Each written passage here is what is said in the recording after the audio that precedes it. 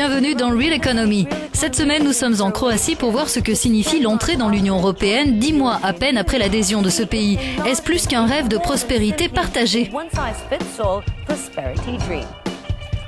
Dans cette édition, nous verrons avec le gouverneur de la Banque nationale croate si appartenir à l'Union change la donne à l'heure où la Croatie affronte la tourmente économique. Nous recueillerons données et opinions pour déterminer si changement il y a. Enfin, dans une région marquée par les conflits du passé, nous verrons comment les relations entre voisins évoluent du côté de la Serbie, elle-même sur les rangs pour rejoindre l'Union. Mais avant d'explorer les ressorts économiques de l'adhésion, place à notre cours accéléré sur le passage progressif de l'Union à 28 membres.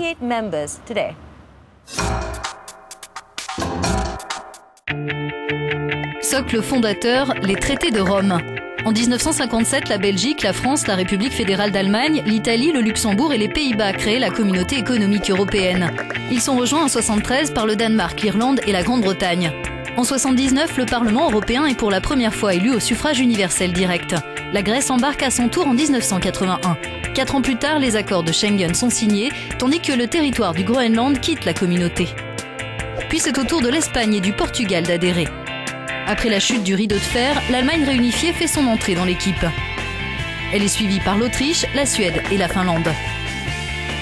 L'élargissement le plus vaste se produit en 2004. L'Union attire 10 nouveaux pays, puis la Roumanie et la Bulgarie 3 ans plus tard.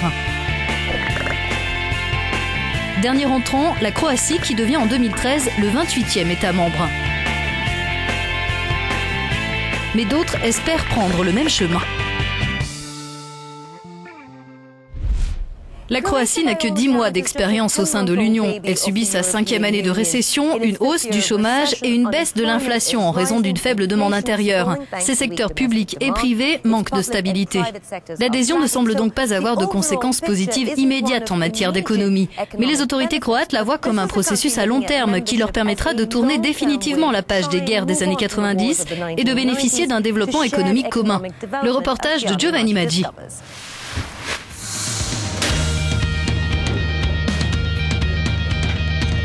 Si l'adhésion n'a pas modifié les traditions comme de tirer au canon chaque jour à midi depuis une tour de Zagreb, elle a en revanche bousculé les entreprises croates pour qui s'adapter au nouvel environnement économique est un sérieux défi.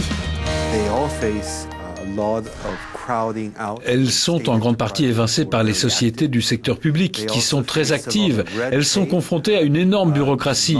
Elles ne bénéficient pas d'un soutien ciblé en matière d'innovation et de recherche et développement. Donc, elles sont très désavantagées du point de vue économique en général et je pense qu'on peut agir pour améliorer la compétitivité et donc aider le secteur privé à se développer.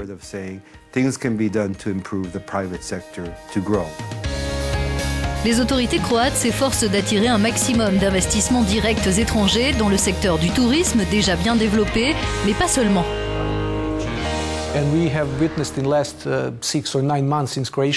Ce qu'on a constaté sur les 6-9 derniers mois depuis l'entrée de la Croatie dans l'Union, c'est que plusieurs entreprises européennes ont décidé de créer dans le pays de nouvelles activités. Ce qu'il nous reste à faire, et on a encore un long chemin à parcourir, c'est de mener des réformes dans le secteur public pour rendre notre environnement fiscal plus prévisible sur le long terme.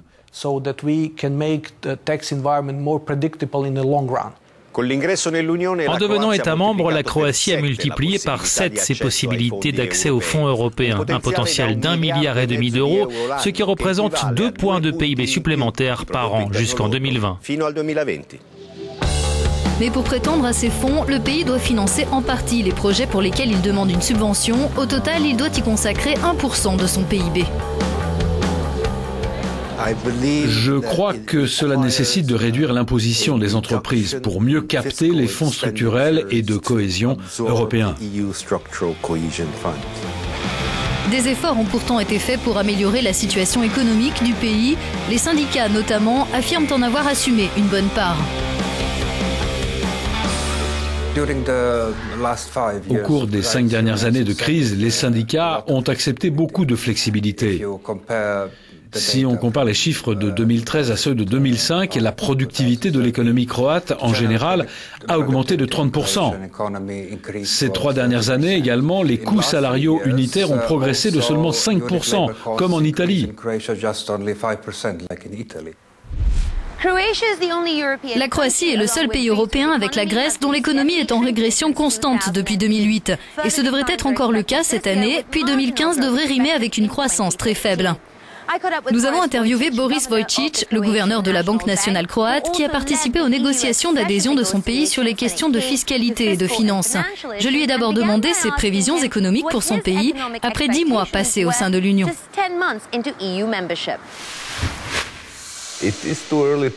Il est trop tôt pour voir les effets concrets de l'adhésion. Comme vous l'avez dit, il ne s'est écoulé que 10 mois depuis. La Croatie a rejoint l'Union dans un contexte économique plutôt défavorable, au moment où à la fois l'Europe et la Croatie connaissent un renversement de tendance et une récession. À d'autres époques, des pays sont entrés dans l'Union en des temps de boom économique. Et puis les fonds structurels européens, qui sont importants pour tout nouvel entrant, ne seront vraiment disponibles que dans un avenir proche. Pratiquement tout le monde voit la politique de la Banque nationale croate comme l'unique facteur de stabilité pour l'économie croate. Pensez-vous que ce soit un tort ? Il est très important que le système bancaire soit stable et suffisamment capitalisé en ce moment parce que ça donne la possibilité au système bancaire d'accorder les crédits nécessaires aux entreprises privées pour qu'elles créent des emplois. Selon moi, des réformes structurelles sont nécessaires. Il faut améliorer le climat commercial, libéraliser le marché des biens, celui des services et celui du travail. Et c'est ce qui créera les conditions pour attirer plus d'investissements directs étrangers, non seulement dans le domaine financier, mais aussi dans les secteurs de notre économie qui sont orientés à l'export. Pour autant, il y a des limites aux effets de la politique monétaire, comme nous essayons bien souvent de l'expliquer, nous les banques nationales. Y a-t-il une grande inadéquation entre les politiques croates, monétaires d'un côté et fiscales de l'autre ? La politique monétaire a été stricte avant la crise, puis nous l'avons beaucoup assouplie pendant la crise, alors que la politique fiscale, malheureusement, n'a pas évolué. Et c'est ça le problème. Les pays doivent avoir en tête, et c'est une leçon qu'ils doivent tirer de la crise, la nécessité de mener leur politique fiscale au bon endroit et au bon moment, parce que s'ils ne le font pas, ils ne seront pas capables de les mener dans les mauvais moments. Nous retrouverons Boris Vojčić dans un instant, mais d'abord concentrons-nous sur un autre pays des Balkans en lice pour rejoindre l'Union. La Serbie a officiellement entamé les négociations d'adhésion au début de l'année. Les réformes structurelles qui lui sont demandées concernent la gouvernance économique ou encore la réconciliation avec ses voisins. Une tâche immense pour une population encore meurtrie, mais qui ne manque pas d'humour, comme a pu le constater Giovanni Maggi. Comment la Serbie voit l'Europe et l'Europe la Serbie, c'est le thème de cette exposition dans les rues de Belgrade. Les dessins évoquent aussi le passé récent de ce pays bombardé par l'OTAN il y a 15 ans à peine, en plein conflit du Kosovo. Ce sont les accords signés à Bruxelles en avril 2013 qui ont permis l'ouverture des négociations d'adhésion. Belgrade ne reconnaît toujours pas l'indépendance du Kosovo, mais les relations avec Pristina sont normalisées. Les négociations sont divisées en 35 chapitres, ce qui correspond aux règles de droit communautaire. Aujourd'hui, pour environ la moitié des chapitres, la première phase d'examen analytique est achevée ou en cours. Il y aura une étape décisive pour vérifier que les réformes demandées sont effectivement mises en œuvre. Parmi les chapitres considérés comme les plus sensibles, le pouvoir judiciaire et les droits fondamentaux, la liberté et la sécurité publique ou encore le contrôle financier. Une réforme très ambitieuse doit être menée dans l'administration publique et dans celle des autorités locales avant toute idée d'adhésion. C'est essentiel pour s'assurer que la Serbie sera capable de répondre aux attentes dans tous les chapitres des négociations. La crise économique qui a frappé l'Europe a de plus poussé les instances européennes à se montrer encore plus rigoureuses concernant le respect des critères d'entrée dans l'Union.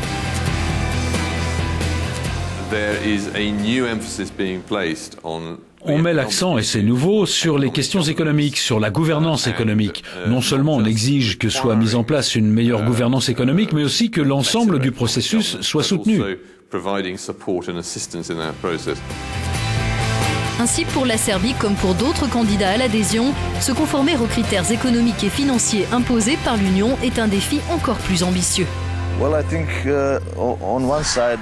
Je pense que c'est vrai que les conditions se sont durcies. Mais pour la Serbie et pour tous les autres pays de la région, c'est une bonne chose parce qu'on doit être très pragmatique et voir où est notre intérêt. Donc que les critères soient plus stricts, ça nous prépare encore mieux à tous les défis qui nous attendent. Nous sommes toujours avec Boris Vojčić, le gouverneur de la Banque nationale croate. Lors des négociations, avez-vous pensé que les changements culturels qui étaient parfois nécessaires au sein de vos institutions étaient une mauvaise chose ou que simplement c'était ce que vous demandait Bruxelles? Bien sûr, il y a eu des malentendus et des différences de point de vue avec Bruxelles, mais nous avons dû faire encore plus d'efforts pour expliquer aux Croates que des changements étaient nécessaires, pourquoi ils devaient être faits dans un certain délai et au final pourquoi les choses ne sont pas si mauvaises pour le pays, contrairement à ce que l'on pouvait croire au départ. Selon vous, cette adhésion, c'était une bonne chose? Nous n'avions pas d'autre alternative valable que d'adhérer. Il est très clair que quand on est un petit pays aux frontières d'une Union européenne aussi vaste, l'adhésion a du sens et je pense que d'autres pays candidats sont sensiblement dans la même logique. Y a-t-il un côté négatif? Ce n'est pas comme si on s'était réveillé le 1er juillet 2013 et que tout à coup notre vie était grandement améliorée. Non, quand on regarde l'ensemble de l'Union européenne, on constate que les 28 États membres sont dans des situations très différentes. Au sein même des pays de la zone euro, il y a d'immenses différences entre ces pays qui sont pourtant dans la même Union et qui sont concernés par la même politique monétaire.